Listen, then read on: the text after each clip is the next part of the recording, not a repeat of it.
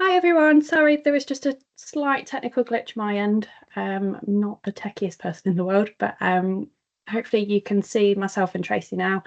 Thank you for joining us for the second Midlands Research Caution Network webinar. This one is going to be Tracy Nevatte from Keele University talking about work that they've done at research with research culture cafes. I will pass over to Tracy. Please feel free to drop Q&As in and I will check them at the end and dish them out for Tracy to answer. And I'm also going to record this session because we are looking to make a resources page on the Midlands Innovation website dedicated to research culture and hopefully make this available nationally and kind of for you guys to refer back to and also pass on to colleagues. So I'm going to pass on to Tracy. No pressure there then. Thanks, Ellen. Is there any chance we could turn the chat on by any chance, or has it got to stay off for that reason? I think it's. Oh, I will tweak while you presented. Thank you. I thought this was going to be more of an interactive workshop, so we'll work out how we can make this work as we go through. But good afternoon, everybody. Thanks for your time. I'm just going to start sharing my screen. I hope that this is going to work.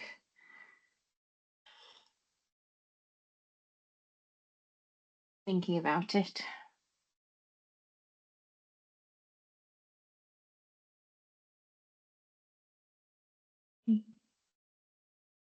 Right. And then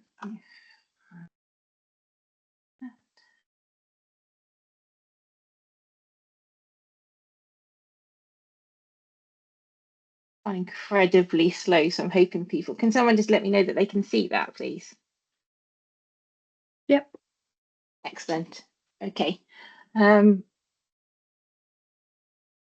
get started. I've tried to think of a snappy title for today's session, and I thought, what have I tried to actually do? And actually, I'm trying to have a meaningful conversation with about 1,000 people at once. So that's the title of today's session. So just for those who don't know me, I'm Tracy Nevatte. I'm the Director of Research Strategy Delivery at Keele University, and I have been in this role for a few years, but before that I was Head of Project Assurance, which is going to come up in the conversation today. And so the Head of Project Assurance was a role where they combined project assurance contracts and research governance roles.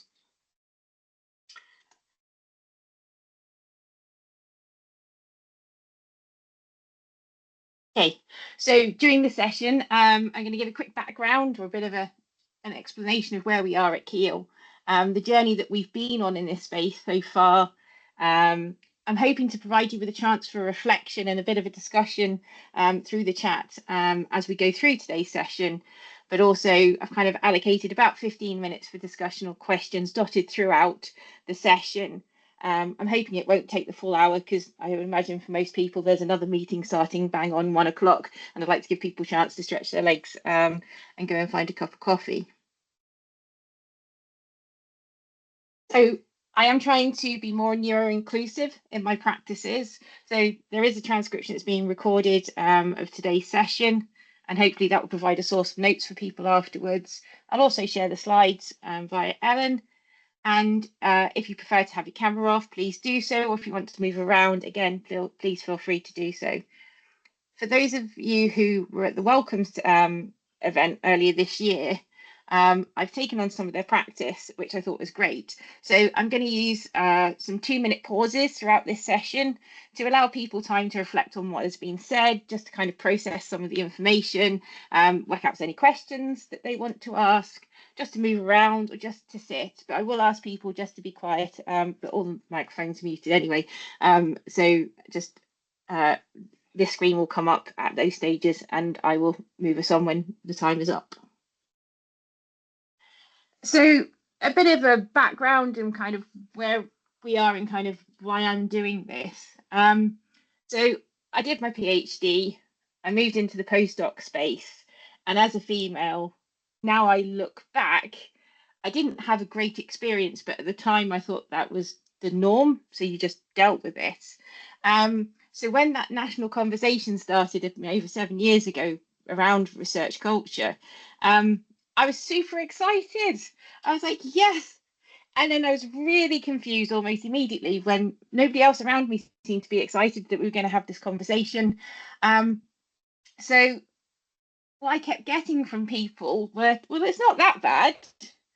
And then it took me a while and someone else had to point it out to me that the people who were like, well, it's not that terrible, were the ones who probably benefited from the system being the way it was. So they didn't want to change it because they couldn't see what was wrong with it. And I wasn't really in a position at that time to massively influence things in a way that I think I can now. So went through a bit of confusion, and that lasted for a while because I was like, I can relate to this, and I know of friends and colleagues who can all relate to this, and yet we don't seem to be doing anything about it. So then I did the normal thing that I would do is go, oh, is it me? Maybe it's just me then. Maybe everything's fine. At the time, I was in that role as head of project assurance and managing the contracts and research governance teams. And I did wonder and kind of there was the conversation around research integrity that was happening at the time as well.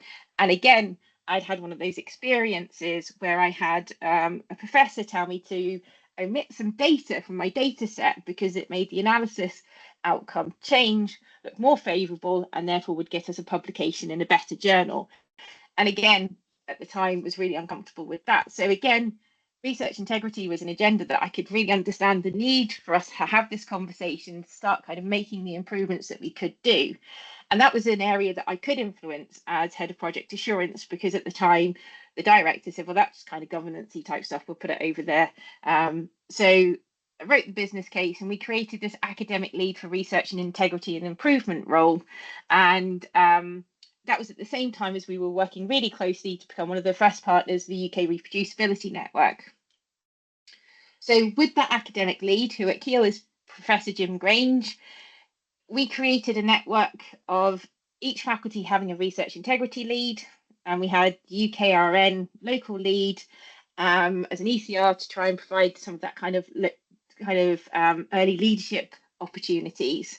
And we started making changes to policy around research misconduct procedure, raising awareness around integrity. And because faculties, humanities were in a different kind of part of the journey compared to sciences and compared to health, this was starting to work. So I felt like we were moving in the right direction, but culture wasn't quite a conversation we could have at that time. So we started at integrity level and started kind of building kind of a platform for us to kind of have these conversations.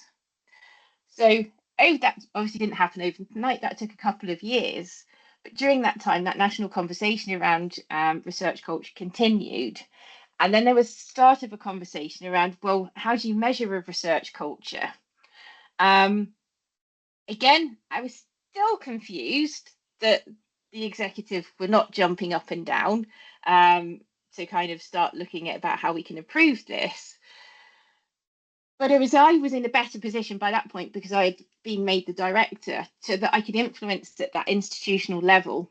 I think what I'm trying to say is to make sure that wherever you are in your structure, make sure you've got the ability to influence up and create those kind of connections and relationships so that you can influence up when you need to. And I think I kind of personally developed in that time as well around the understanding of what I was really excited by was actually a cultural change. And apparently I can't just put a spreadsheet together, map that Gantt chart out over a year or two, and this will be good. So I had an understanding looking at kind of talking to colleagues around the Athena Swan work that we've been doing, is that actually this is probably a 10-year process and I probably need to calm down with my Gantt charts and my spreadsheets to make this work. And the one thing that I kind of hinge all this on at the moment, kind of when I was reflecting, is in July 2021, the government putting out that research and development, people and culture strategy, because it was in a language coming out from a communicator that my university exec would listen to. And at that time, when it came out, I saw that opportunity. I said, would you let me write a paper that basically says, this is what this means for the university and this is how we can respond, and take that to our university executive committee. Thankfully, the VC said yes, and that opened that whole conversation. So I think there was a bit about having done the thinking ahead of the time of the opportunity coming up so that I could work quickly when it did come up.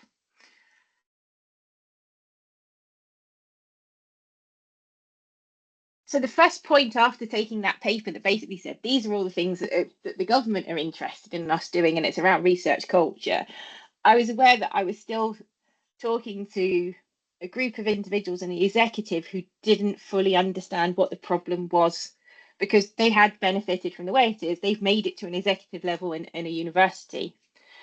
So I had to sit and think, well, how do I find out what it's really like? I have my personal experience, I have anecdotal evidence from people that I speak to when I walk around campus and go and meet research groups, but how do I actually know what's really going on?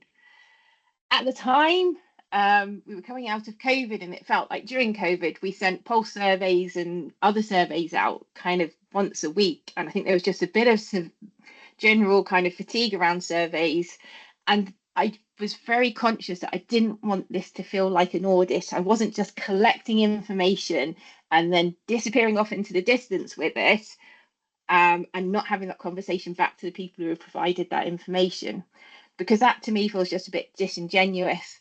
And I wanted to send a strong message that we're actually serious about improving our research culture at Keele. So actually, let's talk about this and let's have this constant conversation, so that when we put initiatives in place that hopefully make improvements, we actually can have that conversation and collect that information to make sure that those impacts are positive. When I was trying to put this presentation together, it kind of made me reflect, to be honest, on the journey that I've been on. And in retrospect, I think I would have spent a bit more time about thinking about my aims and objectives. I'm quite good at having an idea and then just disappearing off with it, rather than stopping and thinking, actually, is this something we should be doing, and what are we actually trying to do? So I have set some aims and objectives effectively now, but what I was trying to do is trying to create this open, continuous dialogue with our research community.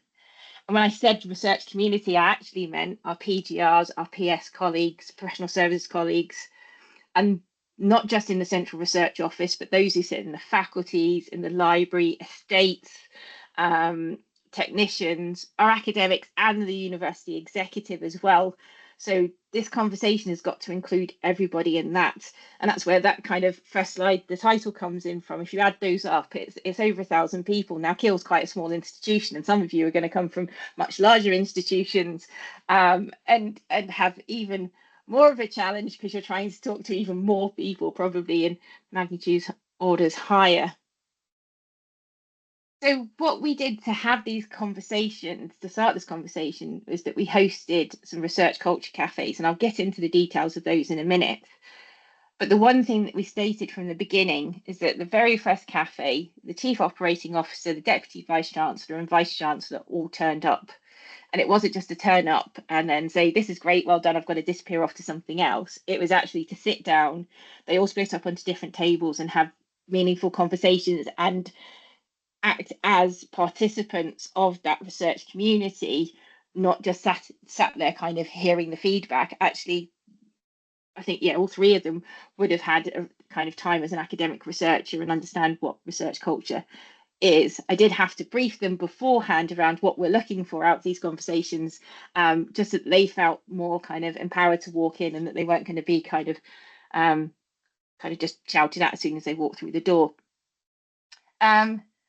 My concern around involving them, and it took us a while to decide whether we were going to or not, was that it would change the conversation, having the executive basically sat at the table. You know, would it kind of influence a PGR to not talk, for example? But I actually felt having the framework of the welcome trust kit, or welcome kit, kind of ensured that it didn't. And again, I'm just going to go through how we used those. So you can go to the welcome page. I've provided a link at the bottom of the slide. Probably everybody around here has probably seen or heard of these. But if not, you can download the packs virtually. You used to be able to write to them and they would send them to you in the post. I don't know if they've got any left. We luckily had more than one kit at Keele, so we could use them. But yeah, we just downloaded those. And again, I'll show you later in the presentation how we've used those virtually as well. So Interestingly, we had more than one kit that we didn't actually know about, which just goes to show even in a small organisation, you end up creating silos and people can go off and do things. We only had 2 kits, so we needed 4, so you can just download the kits and kind of make your own.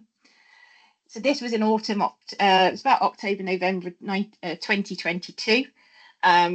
Across 6 weeks, we had planned to host 6 in-person and 1 online session. Eventually, we ended up hosting 4 in-person and 1 online event. 2 of the sessions, I think, were at times that people just didn't have capacity due to teaching commitments and time of day. We tried to spread them around at different times of days and different days of the week, so that we caught people who were on and off campus.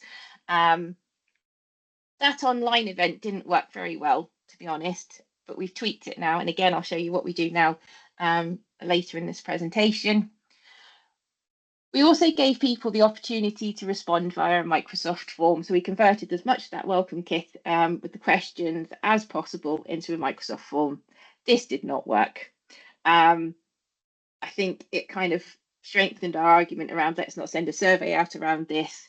You know, we've got there's Prez, there's other kind of institutional pulse surveys and stuff. People just don't want to keep responding to them because they don't actually see any actions out of them. And I think the fact that we didn't have anybody and we socialized the link to this quite a lot and people still didn't respond. And then before the sessions even started, we identified heads of service from my teams to act as facilitators, so heads of research development, research operations, governance and finance, because they have that experience and knowledge of the research environment, and they could facilitate the conversation without it kind of needing to be an academic who then didn't feel like they could join the conversation. They did the session as a collective along with the PVC for research and innovation, so that they understood what was going on, but also the feedback that they gave during those sessions was also collated into the main data set. And the PVC for research and innovation came to every session that we did, apart from the online session, and that was due to an unfortunate circumstance. Otherwise, they would have been at each one of them. So how did we get people to come along? Well, we sent out a blanket advert across the university and said this is open to absolutely anyone, whether you feel like you've got anything to do with research or not. We just kind of want to see how this is working. We asked each school research director, so we have 13 schools. Each school research director were asked to identify an early career researcher, a mid-career researcher, and a professor from their school to attend one of these sessions. So we had 64 individuals attend across the 6 sessions and the 1 online, which doesn't sound big, but for us, that was the biggest turnout we've had yet at events. And only 8 of the nominated 39 from the school research directors didn't attend. So actually, that was a good way of getting people to engage. Across all the events, we only had 1 person who registered not turn up on at one of the sessions. Again, that's quite a big thing for us. We have a 20 to 30% dropout rate on our face-to-face sessions. So the fact that everybody who signed up came along, bar 1 person, was, I think, quite telling that people actually wanted to come and have this conversation.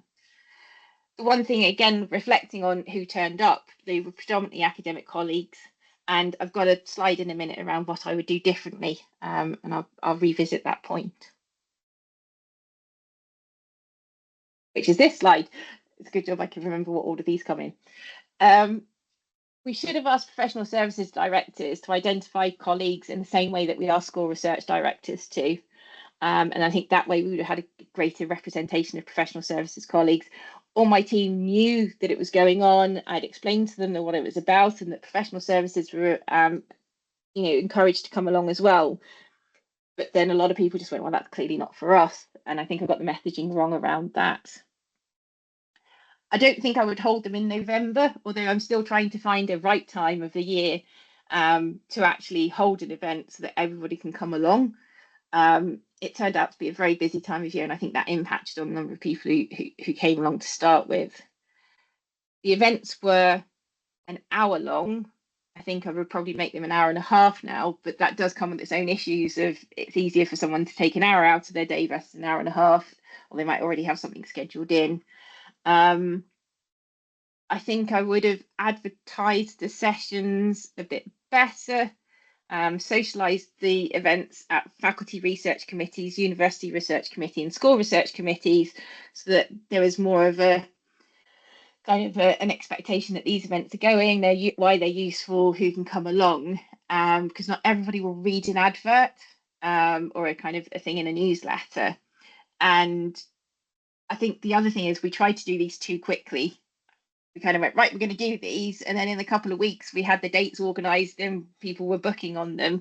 And we were trying to deliver them before Christmas. And I think we should probably just manage our expectations a bit better around that. As I mentioned, the online session didn't work well at all. It was really clunky and people didn't really engage. And that was very different to the engagement we saw in the actual culture cafes when people were together and in interactions and people kind of talking. The other thing I would think about doing is seating plans. If people are booking, you can kind of allocate them to tables. One, to stop people who come in kind of grouped research groups sitting together, because I think that changed the dynamic, and other people then didn't, if they were on the table with them, didn't kind of feel that they could interact as well because the group was there. The other interaction that I had noticed was a very extroverted professor being very loud on a table that had I think it was 2 or 3 PGRs on the table. I can't remember the exact numbers now, but they dominated the conversation. Luckily, the facilitator I'd sat on that table was equally as robust and managed to calm the professor down and draw out the conversation from the PGRs. So there is a huge amount of importance on that facilitator to be able to do that and notice when it's happening. Or you can use seating plans to kind of maybe split people up if you know your community. So with small research community at Keele, I know a lot of our researchers and the people who turned up. I could have probably arranged them so that actually everybody felt they could contribute. But again, it's whether that would work in anybody else's organisation.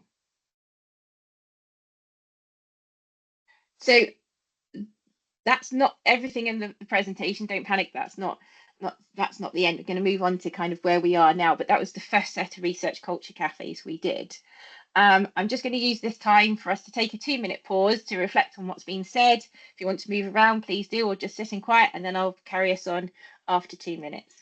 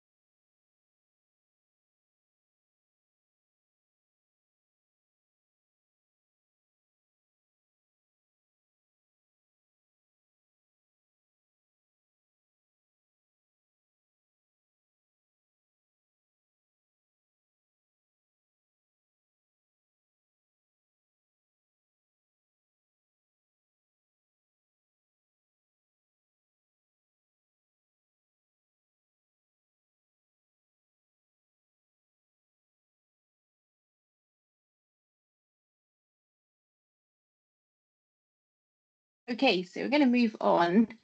And this is a question for the audience.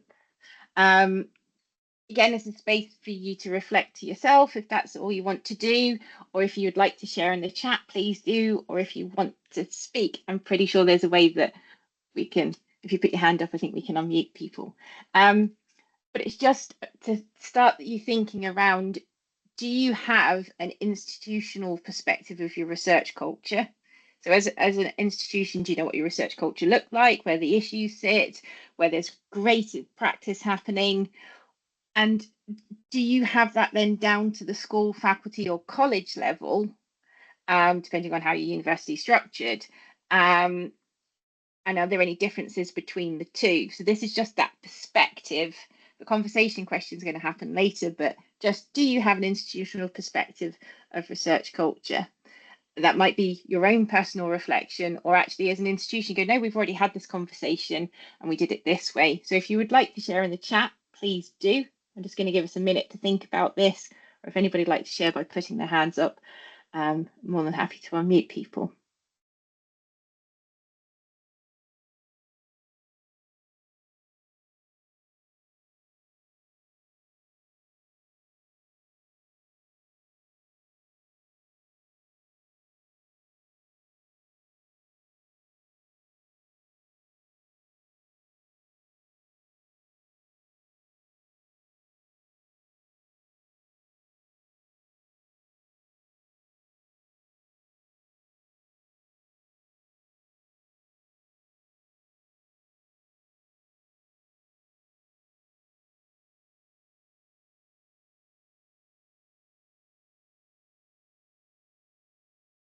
Thanks for sharing, Harry, in the chat.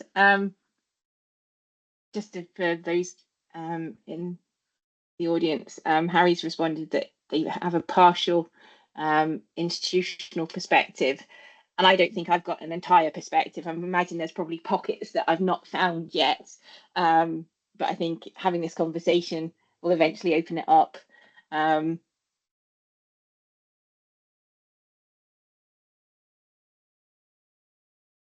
Okay, I can't keep up with the chat now, which is great. We will summarize this and add them to the notes when we share them with people. Just reflecting on the person who said there's various projects at college level. It varies widely.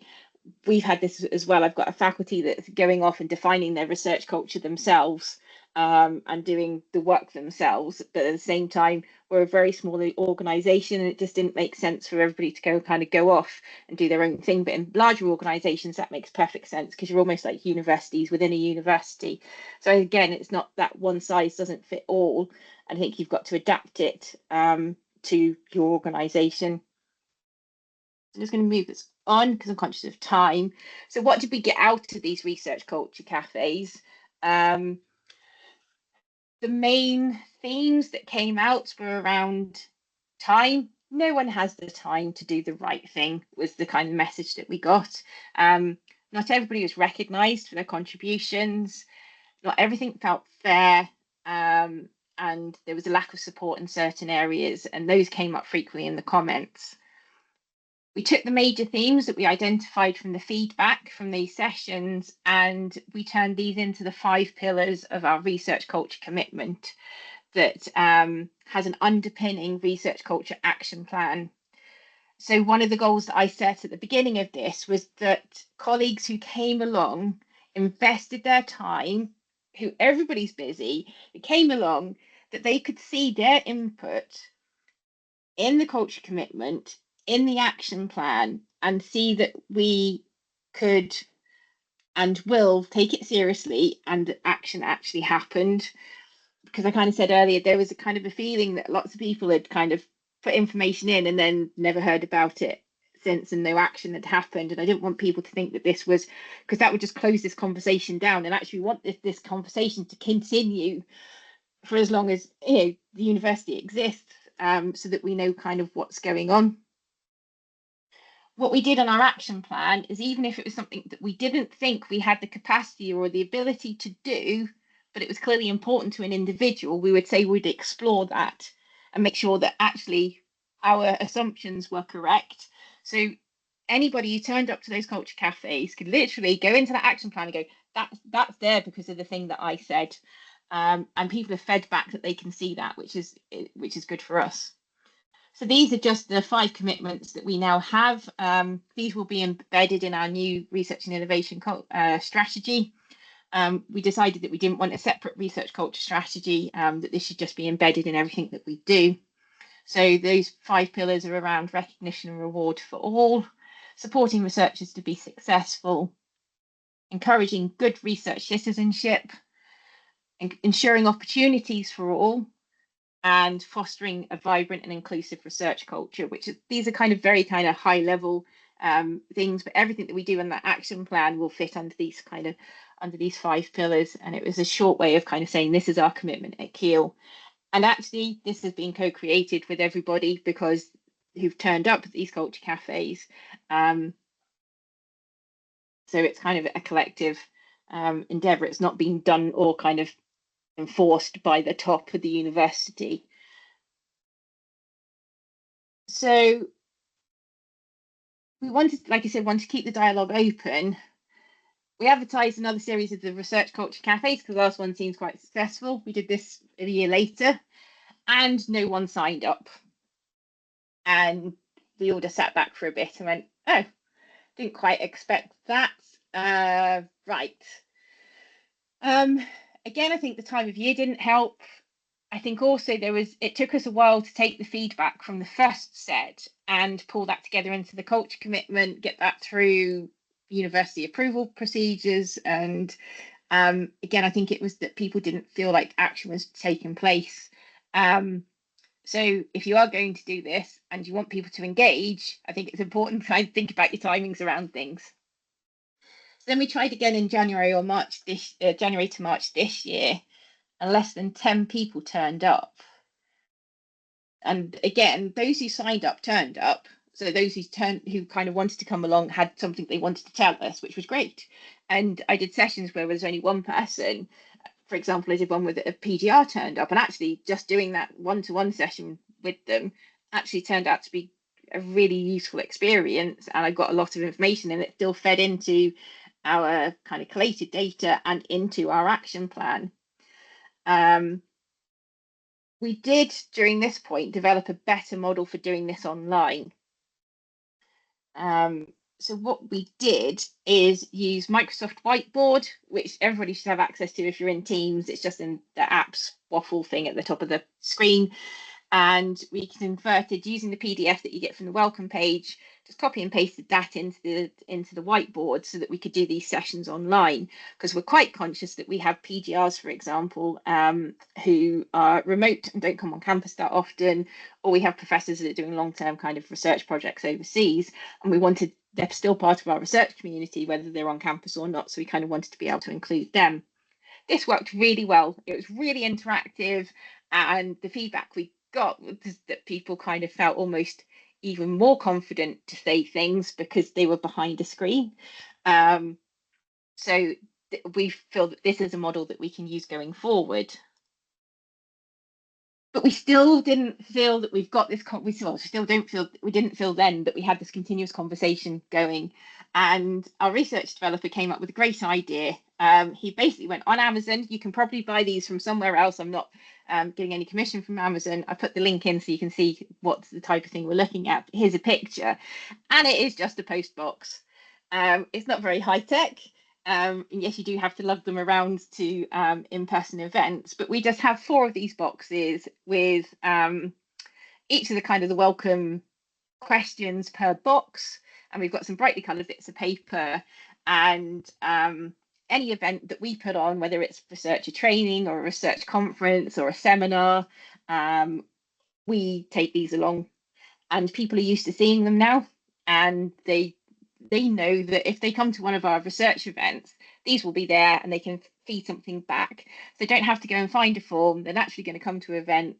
I feel like these are everywhere now. We're exploring using them with schools and faculties. The thing that we're trying to work out how to do at the moment is to get the information back.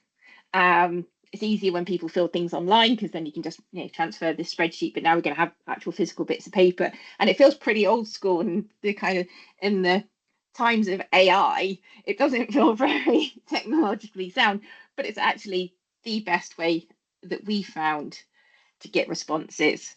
So that was just a small event that we did, and that stack of responses that we got back, and we had a big smile on our faces when we started kind of, okay, someone's got to sit and kind of enter the data. Normally I will do that because I can then see the comments and you kind of feel them a bit more because you're reading them. There's just something about it that it kind of feels more real when you read them. It's great to have this conversation back and that people are engaging with it. And it is actually quite a simple method. I think it works because it's anonymous. It doesn't take a whole hour. If someone knows that they've got a research event going on in their building, but they're not going to the event, but they've got something they want to put in one of these boxes, they can just walk past, drop it in, and off they go. So we're collating all this information, but exactly the same thing's going to happen. It will feed into that action plan. I think it's really important to see that continuous cycle of people say this is how it ended up in the action plan. We've had issues around trying to get actions actually resolved. It took a while to change our governance structure. So we have a new research culture committee that starts in January. We've got a change of leadership. So that's kind of held these things up in slightly frustrating way, but these things happen. And now I think the focus has got to be for us on those actions and making sure they take place, because we've got this information flow happening. And I think we're on a clock now to make sure that people can see those actions starting so that this conversation continues.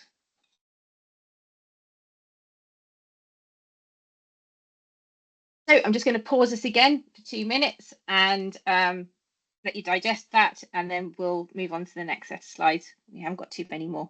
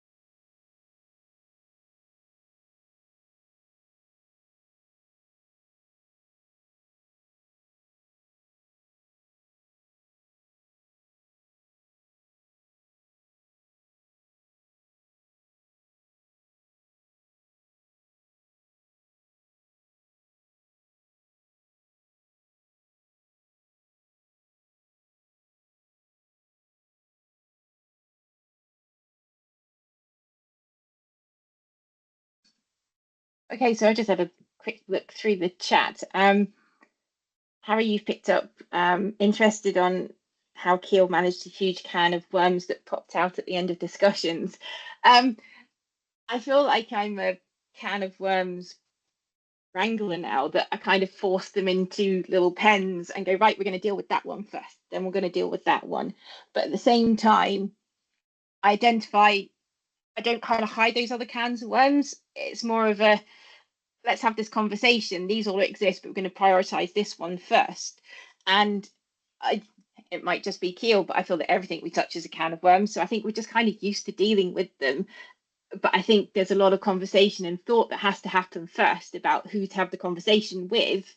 And just talking about it without trying to fix it, because I think a lot of people have got to understand it first before they're willing to then make a change. And sometimes understanding it means they have to go away, especially if it's maybe an exec dean, for example. You can ask them to go away and have some conversations with people within their faculty, for them to actually fully understand. And then they then feel like it's their problem. They feel empowered, and then all of a sudden we're all working together to kind of move it forward. There are some really thorny issues in there, and I think the conversation I quite often have is actually, let's manage our expectations around this. Some of these are 5 to 6 to 7 to 10-year projects that we're actually going to have to really work through. But just for that fact, we can't be put off. We really do need to, because some of those are probably some of the biggest problems that we have. So I'm going to move us on. And again, a question for the audience. This is similar to the whole perspective thing, but this is about, do you actually have that institutional conversation? So encouraging you to just reflect or add to the chat if you feel like it, or if anybody wants to speak, more than happy to facilitate that. Do you have an institutional conversation around research culture, or do you have those at that school, faculty, college level? Like I said, not one size fits all. It could be depending on the structure of your university. But the extra question here is, if you're not having that conversation, how could you start the conversation? What's that first step that you could take, whether that's influencing someone to take that step, or you could actually, you're in a position where you can take that first step for your organisation. What does that first step look like?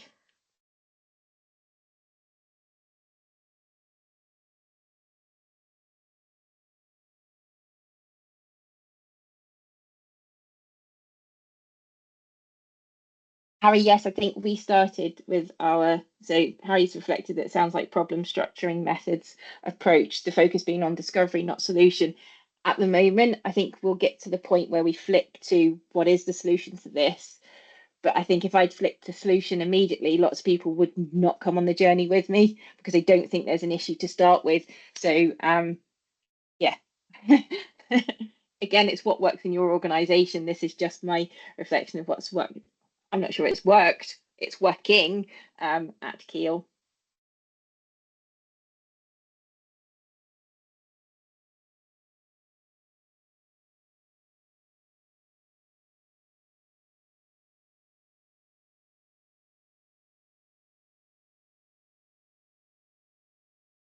Okay, so giving people a bit of time there to reflect on your institutional or local conversations. Again, another question, because I'm towards the end of the presentation. Again, type in the chat, raise your hand if you want to, or just reflect to yourself. What do you do, or what are you going to do if you don't, with the information that you get from those conversations? Can colleagues, I'm asking you to reflect, can colleagues see progress and track that feedback that they've given, and will they then feel heard? Because I think this is the key to unlocking a lot of this. And just to help you, give you a bit of space thinking around that and just reflecting on your organisation at the moment. And then we'll move on to questions.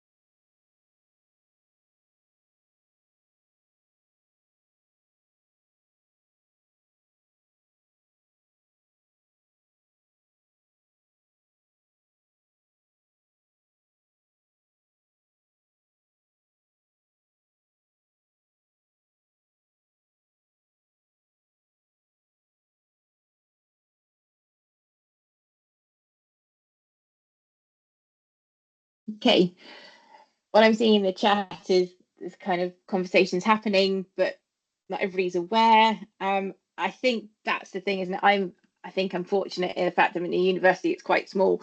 I kind of feel like I can reach out and touch both sides of everywhere, sort of thing, all at once. And those larger organisations, I can imagine the challenge is much greater trying to bring that together. So going forward, we're looking at creating virtual comment boxes. So the comment boxes work really well. We're looking at trying to create some virtual ones of those because, like I say, we've got professors who are overseas for long amounts of time, or I've got remote PDRs, or people who are not kind of living so close to campus these days. We will still hold those dedicated research culture cafes. I think we need to think about when we do them and the frequency and where we do them. So I think they're going to be embedded as part of our research conference that we hold annually.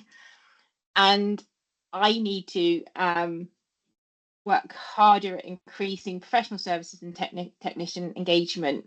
And I think I can do that through targeting events like the technician conference we have a professional services conference.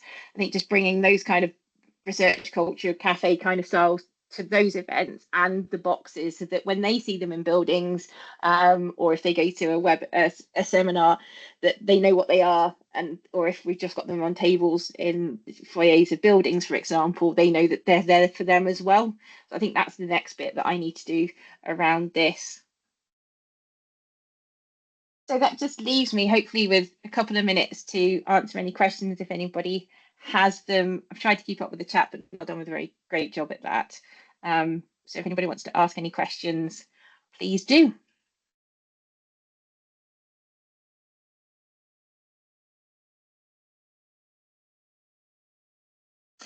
Yes, Harry, it was a simple copy paste of the culture toolkit for the online format. I think we'll use them a few more times and then we might start making some changes. I can't remember off the top of my head, but there was one thing that I didn't think worked entirely well, although it still worked better than not doing it at all. What I was going to do is try and share the whiteboard so that you didn't all have to go off and do it, but I can't seem to do that in the whiteboard.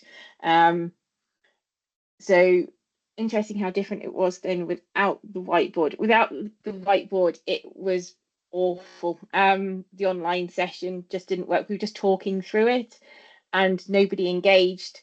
I think because that then presented people with a wall of faces at them, that they didn't really engage. But when they're actually not looking at the wall of faces, they're looking at the whiteboard and they're interacting, and actually they don't have to talk if they don't want to, they can still type. I think that just opened up a lot of sharing. I tried to keep a neutral expression, but when I can see stuff come in, I get so excited. I'm like, yes, people are sharing, this is great. And then I try and kind of calm it back down again. But I do remember in one of the online sessions, I'm like, oh, this is brilliant. I kind of feel which is why I'm now so enthusiastic about giving some actions and actually keeping that conversation going, because people are seeing actions happening.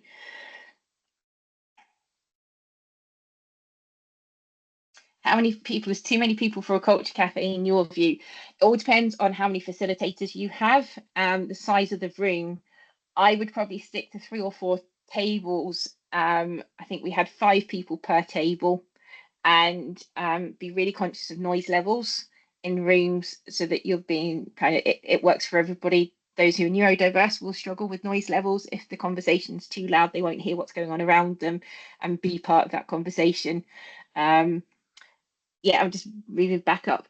Are you capturing how culture changes with evidence-based data over time to highlight benefits? I like to think we are going to. There is a capacity and resourcing conversation to be had around that. And I'm hoping that we can get some resource to do that.